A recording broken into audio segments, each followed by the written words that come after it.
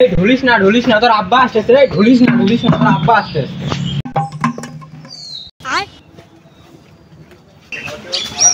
মদের বাবা এক প্যাকেজ দেবে। ভাবি আসসালামু আলাইকুম।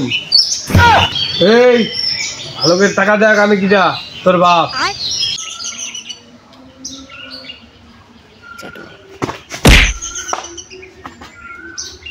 আব্বা তুমি?